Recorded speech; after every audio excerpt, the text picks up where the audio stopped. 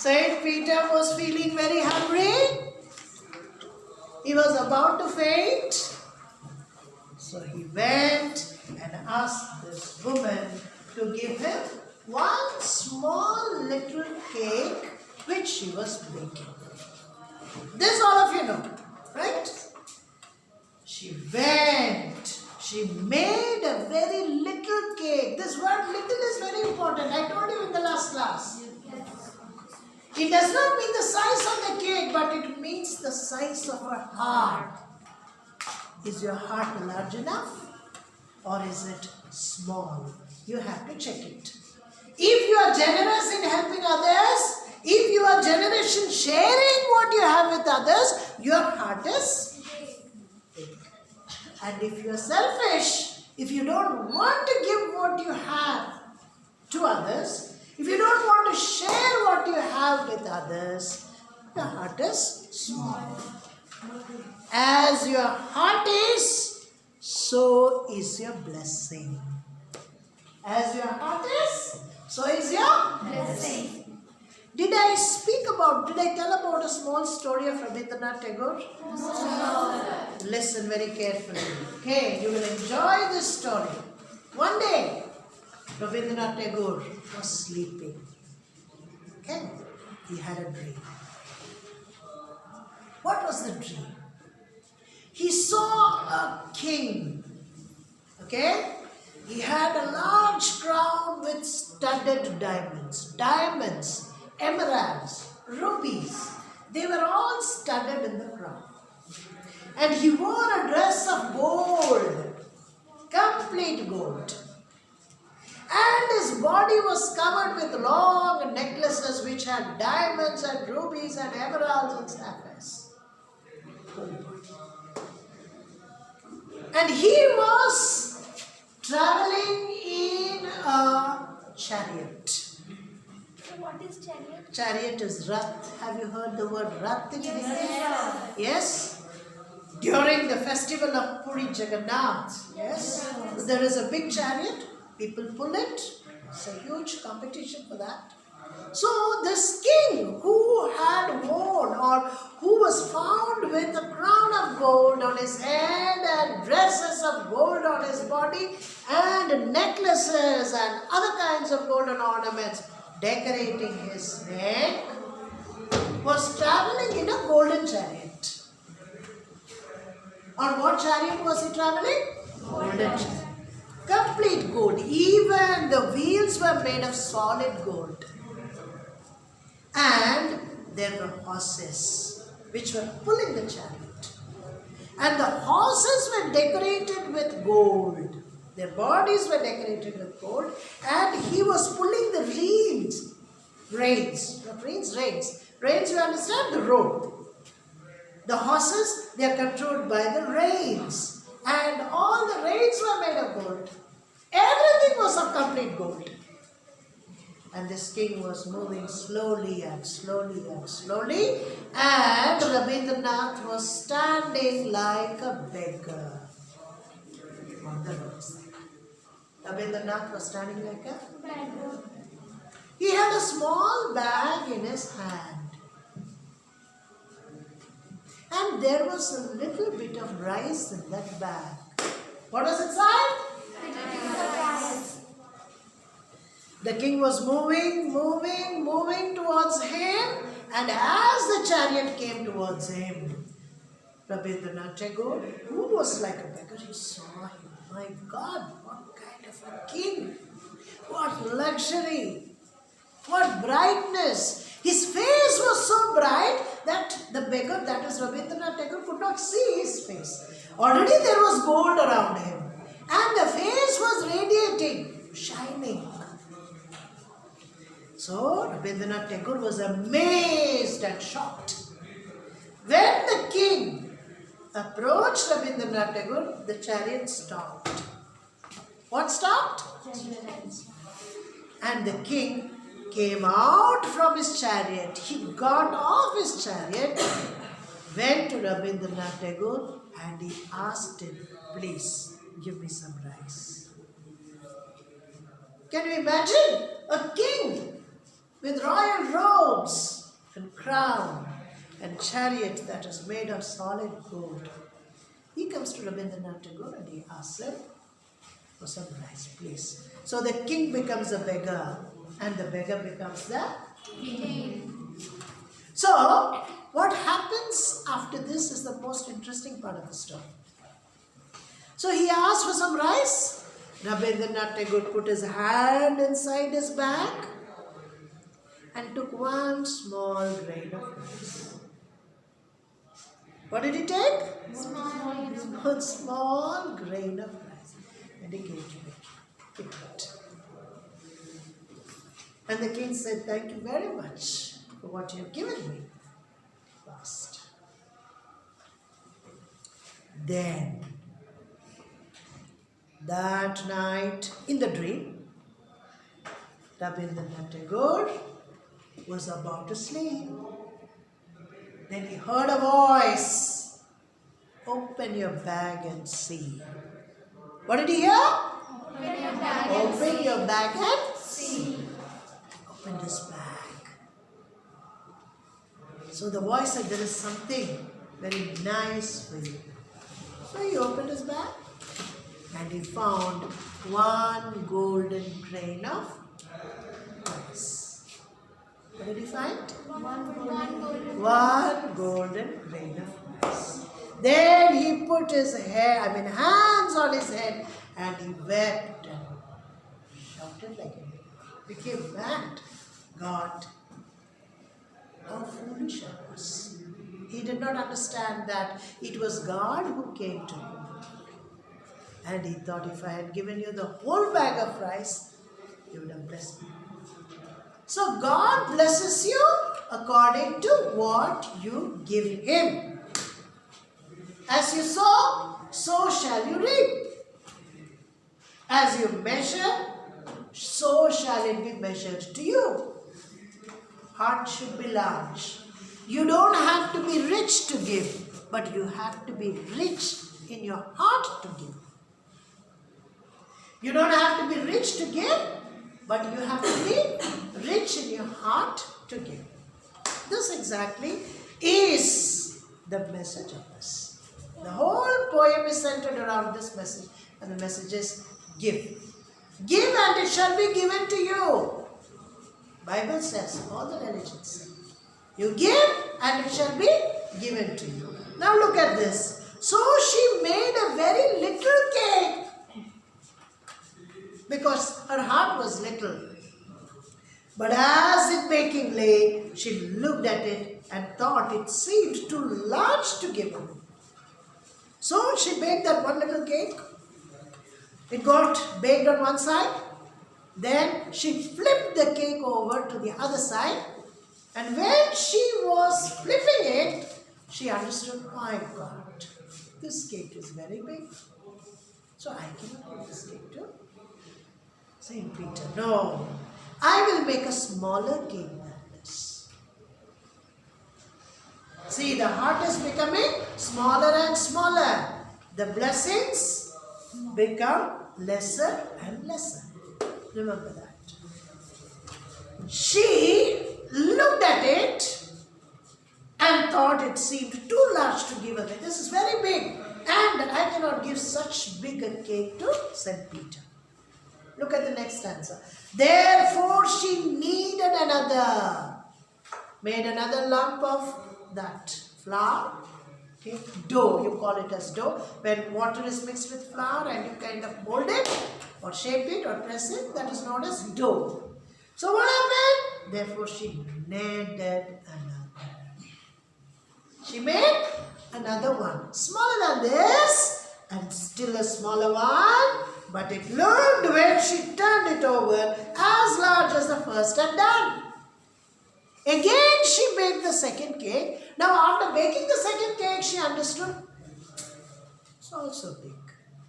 So being big in size was the problem of this baby. Anything that was big should not be given. Then she took a tiny scrap of dough, little bit, and rolled it flat You know what is the meaning of flat? Rolling it. You have a board like this, and this is known as the pastry board. What board? Pastry board. All the bakers will have a big pastry board. You go to a bakery, you will see that. So they make the dough and they roll it. जब हम लोग रोटी बनाते हैं, बेलते हैं ना रोटी को? Yes or no? So you kind of roll it and you have, what do you have? You have something like this. What do you call this? Okay, this is known as a rolling pin. वही बेलना.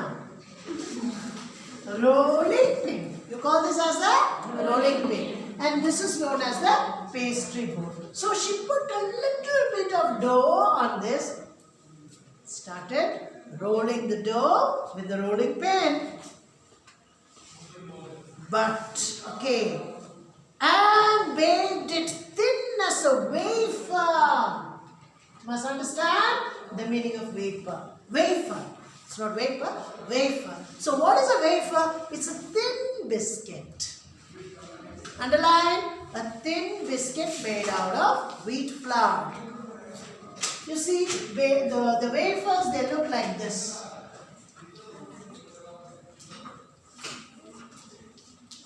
Sometimes, if you ask for wafers in the bakery shop or even in a general store, they'll give you. So you open that, the wafer looks like this. Very thin, okay, and very crispy. Inside there will be a kind of paste or jam or something like that. Stuff it. So this is known as wafer. Wafers are very, very thin.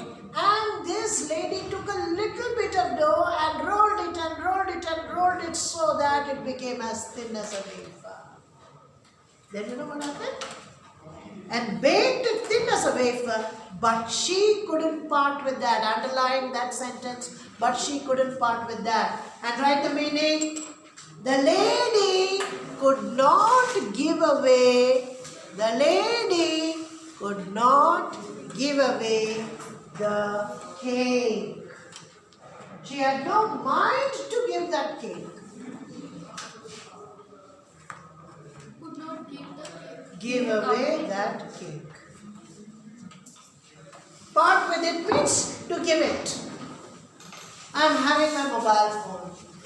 So somebody asked me, okay, keep this mobile. I parted with my mobile. What is the meaning of parted with? Giving it. So she did not want or couldn't part with that. She couldn't give it away.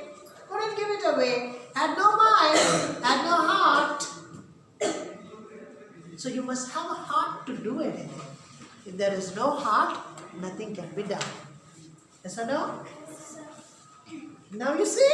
For she said, my cake that seemed too small when I eat of them myself and yet too large to give away. So she put them on the shelf.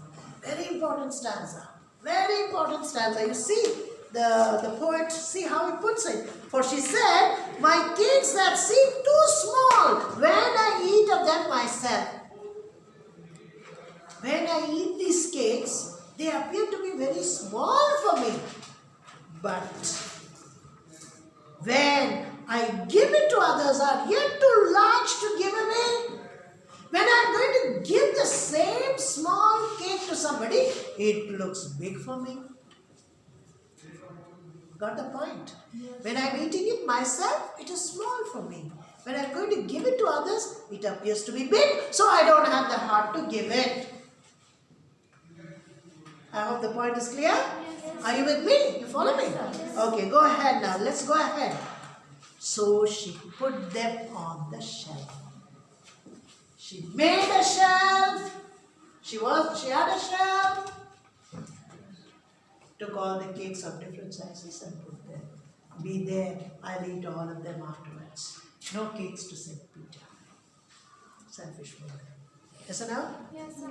Okay. But here I find everybody is of a very good quality. I mean, they have a good quality, that is sharing. Here in Bihar, I find children, or even parents, they have a kind of Very good quality. That is quality of sharing. Whatever they have. Somebody goes, okay, as a guest to somebody's house, we treat them, okay, with all that they have. Okay, they give the best. It's a very good quality. Okay, now you see. Then good Saint Peter grew angry. Saint Peter was noticing all that was going on. He was a saint. So a saint knows everything. What is going on within you can be easily read by the saint. Excuse me. Hello? Now what she says, then good Saint Peter, I was talking about Saint Peter, a saint will know what is going on within your heart. Because he's a saint. And Saint Peter knew the attitude of this lady and the heart of this lady. Yes. And you know, for he was hungry and faint. He was angry. A hungry man is an angry man. A hungry man, I can tolerate anything, but I cannot tolerate hunger. That is my personal character. I don't know how it is with you. If I become hungry, I will become angry. So, I see to it that my stomach is always full. You see, for he was hungry and faint. Poor man. From morning till evening he was preaching. And he asked only for one small little cake, which this old lady refused. And you see, and surely such a woman was enough to provoke a saint. Provoke, underline the word. Make somebody angry. Don't provoke me. Don't make me angry. So Saint Peter became very, very angry. Angry at this woman. Because she did not give him the cake. Now you see. And he said, this is the most important stanza of the poem. Most important stanza. And he said, you are far too selfish to dwell in a human form. You are far too selfish to dwell in a human form. Underline. And write down. You don't possess the qualities of a woman, human being. You don't possess the qualities of a human being. You don't possess the qualities of a human being. You see, birds have the quality of birds. They fly, okay? They chirp in the morning. They go to find their food. Animals have the qualities of animals. A lion, for example, is an animal. And this animal is a king of the forest. It kills other animals and it eats. It will never eat grass. A tiger will never eat grass. A deer will never eat flesh. So they have the qualities of animals. But it is only the human being who does not have the qualities of human being, but the qualities of animals. पक्षी पक्षी की तरह रहती है, जानवर जानवर की तरह रहते हैं, लेकिन सिर्फ इंसान ही जानवर की तरह रहता है। उसके अंदर इंसानियत जब गायब हो जाती है, वो जानवर हो जाती है। Yes or no? Here this old woman is not a woman, not a human being, but a beast. That is why St. Peter says, you are far too selfish to dwell in a human form. You cannot be a human being because you don't have the qualities of a human being. Okay? To have both food and shelter. You should not be a human being. You have to be something else. Only then you will know how difficult it is to make food or search food. You have to suffer punishment. Don't ever try to make a sage angry. Don't try to make a holy man angry. If a holy man becomes angry, the result would be dangerous, disastrous. perilous, whatever you may call it. So St. Peter got angry and he said, you don't deserve to be a human being because you don't have the qualities of a human being. So you have to suffer for your food now, and I will make you into such a form that you will have to suffer for your food and search your food. Okay, to have both food and shelter. You will find it difficult to manage your food and your shelter as well. Now you shall build as the birds do. I am changing you into a bird. Changing you into a bird. And shall get your scanty food. Underline the word scanty. Difficult to get. So what is the meaning of scanty? Difficult to get. And shall get your scanty food. By boring and boring and boring. Underline the sentence. By boring and boring and boring. What is the meaning of boring? Drilling. When there are borewell pumps, okay, if you want to kind of construct a borewell, want water in your house, so you arrange for the borewell pump, the borewell diggers. So they come and they bore the earth, and after boring for some time, after boring for say around 90 feet, 100 feet, 110 feet, then you get water. Boring means making a hole or drilling. But the word boring is used thrice, repetition. When the poet uses one word repeatedly, that literary device is known as repetition. Why is he repeating the word? If you come across one word being repeated, you must understand that that particular word is very, very important because the poet wants to emphasize on something, or he wants to focus on a particular point. What is the focus on that? What is he trying to focus on? What is he trying to point out? He tries to say that this lady will change into a bird and she will keep on working harder and harder and harder to get her food. You have to struggle and struggle and struggle because you are not a human being. So you have to struggle now. Struggle and struggle and struggle. He's emphasizing on that point. She has to suffer to earn her food. Underline. Did you underline the word? Boring, boring and boring? Yes. The poet says, write a footnote or a side note. The poet says that the woman will have to suffer and struggle to earn her food.